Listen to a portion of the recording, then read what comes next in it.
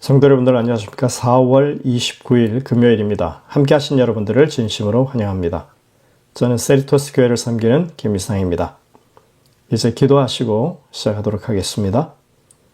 하늘에 계신 아버지 하나님, 오늘도 우리에게 이 한날을 허락하시고 주님의 베푸시는 은혜 가운데 살 수 있도록 인도하시니 감사드립니다.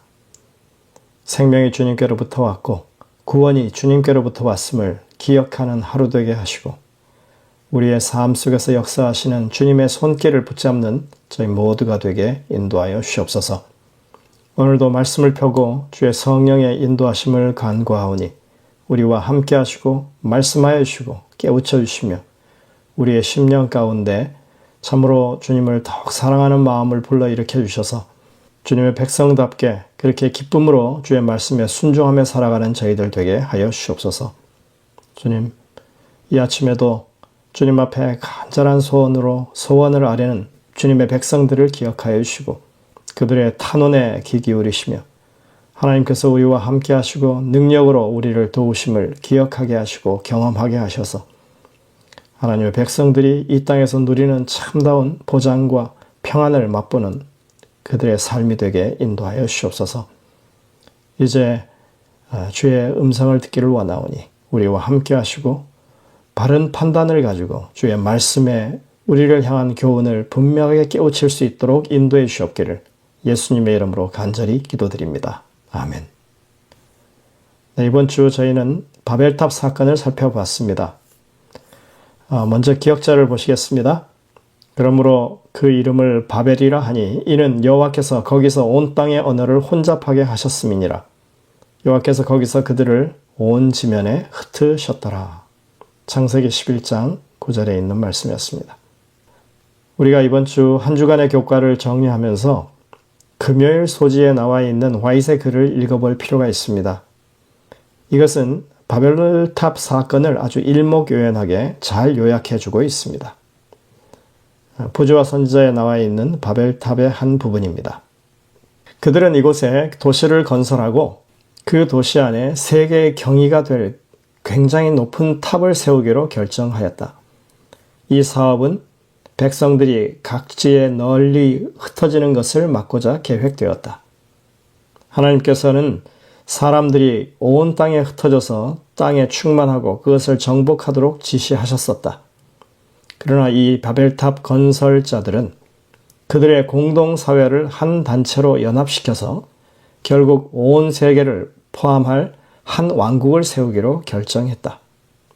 그리하면 그들의 도시는 세계적 제국의 수도가 될 것이며 그 영광은 온 세계의 칭찬과 존경을 자아낼 것이며 건설자들은 명성을 얻을 것이었다. 하늘에까지 닿을 굉장한 탑은 이 탑 건설자들의 명성을 후대에 길이 보존시키면서 그들의 능력과 지혜의 기념비로서 서 있게 하고자 의도되었다. 신할 평야의 거민들은 다시는 홍수로 세상을 멸하지 않으시겠다는 하나님의 언약을 믿지 않았다. 그들 중 많은 사람들이 하나님의 존재를 부인하고 홍수를 자연적 원인의 결과로 돌렸다. 다른 사람들은 지존자가 계심을 믿고 홍수전 세상을 멸망시키신 분이 바로 그분임을 믿었으나 가인처럼 그들의 마음은 그분께 대한 반역으로 일어섰다. 탑 건축에 있어서 그들이 염두에 둔 한 목적은 또다시 대홍수가 일어날 경우에 그들 자신의 안전을 확보하자는 것이었다. 홍수의 물결이 닿을 높이보다 훨씬 더 높은 건축물을 만들므로 그들은 자신들이 어떤 위험에 미치지 못하는 곳에 있게 되리라고 생각했다. 그리고 구름이 있는 층에까지 올라갈 수 있게 되면 홍수의 원인을 규명해 보기로 소망했다. 이 전체적인 사업은 한 걸음 더 나아가 그 계획 이반자들의 이름을 높이고 후세 사람들의 마음을 하나님에게서 떠나게 하고 저들을 우상숭배로 끌어들이기 위해 계획되었다. 부조와 선지자 118, 119쪽에 있는 말입니다. 이번 한 주 동안 우리는 홍수 후에 있었던 결정적인 타락의 사건, 즉 바벨탑 사건을 조명해 봤습니다. 사실 이 바벨탑 사건의 이 실상은 아주 명백합니다. 우리는 죄의 감화가 어떻게 그렇게 빨리 퍼질 수 있는지 참 의문을 가지게 됩니다. 홍수가 있은 지 얼마나 지났다고 사람들은 하나님의 심판을 잊어버렸고 하나님을 반역하고 있습니다. 이것이 죄의 성향인 것입니다. 그들은 조상들로부터 직접 홍수에 관한 증언들을 들었을 것입니다. 아라랏산에 가면 방주가 기념불처럼 분명히 보였습니다. 왜 홍수가 이 땅에 이르러 왔는지, 하나님께서 심판을 베푸시는 목적이 무엇이었는지, 그러한 심판이 얼마나 엄중한 것이었는지 충분히 알 수 있었음에도 불구하고 그들의 양심은 무뎌졌고 죄악으로 기울어만 갔습니다. 홍수가 일어난 지 그리 오랜 세월이 지나지 않았음에도 세상은 다시 홍수 전으로 돌아간 것만 같았습니다. 예수님께서는 세상 마지막 때가 마치 노아의 때와 같을 것이라고 경고하셨는데 세상은 예전보다 더 심해졌으면 심해졌지 덜하지 않는 상황이라고 하는 것을 우리는 분명히 깨달아야 합니다. 여러분들 오늘날을 보시기 바랍니다. 노아 홍수가 있었다고 하면 사람들이 비웃습니다. 하나님은 사랑이 없고 무자비하다고 비난합니다. 죄는 그렇게 옹호를 받고 하나님의 공의는 짓밟히는 것입니다. 이러한 분위기는 이미 2000년 전에도 예수님 당시에도 그랬었습니다. 베드로는 이렇게 기록하고 있습니다. 주께서 강림하신다는 약속이 어디 있느냐? 조상들이 잔 후로부터 만물이 처음 창조될 때와 같이 그냥 있다 하니 이는 하늘이 옛적부터 있는 것과 땅이 물에서 나와 물로 성립된 것도 하나님의 말씀으로 된 것을 그들이 일부러 잊으려 함이로다. 이로 말미암아 그때 세상은 물로 넘침으로 멸망하였으되 이렇게 말합니다. 다시 말해서 홍수 이전의 사람들이 그렇게 말해서 결국은 불신앙을 가지고 멸망을 당하게 되었었는데 이런 얘기죠.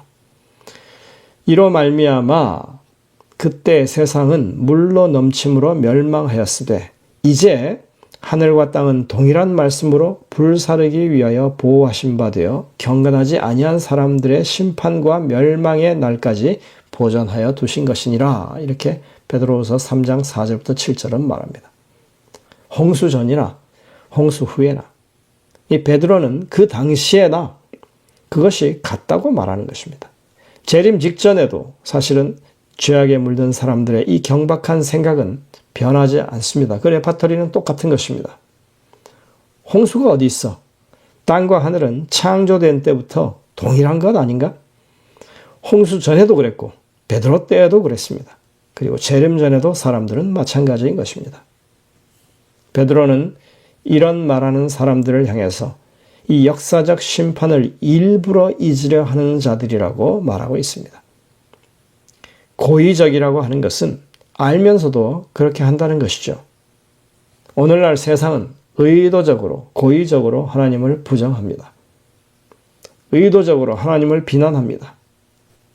이러한 문제는 교회 안에도 있습니다. 교회 안에 여전히 세상을 동경하고 따르는 사람들이 존재합니다. 그리고 많은 사람들이 말씀에 근거한 믿음을 가지지 않고 자기 판단 위주, 경험 위주의 신앙을 합니다.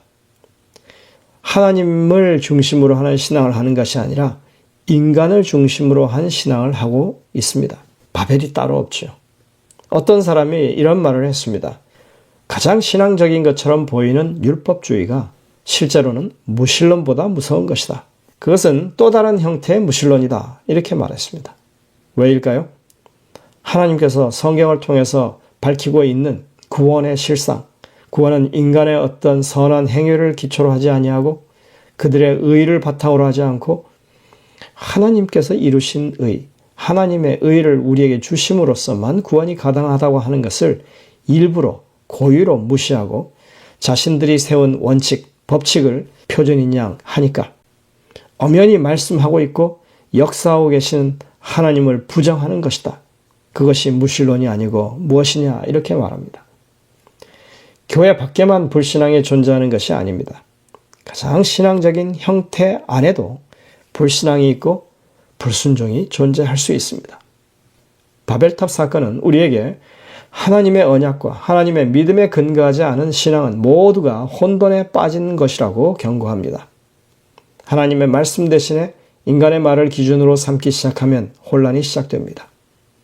사람들의 언어가 혼잡해졌다는 것은 우리가 오늘날 세계 각국의 언어가 다른 이런 현실을 가리키기도 하지만 동일한 언어, 동일한 문화를 사용하는 가운데서도 서로의 생각과 목적이 다를 때 얼마나 큰 오해가 생기고 불신이 싹틀 수 있는지 우리는 봅니다. 예를 들어서 동일한 언어를 사용하고 있는 남북한의 관계를 생각해 보십시오.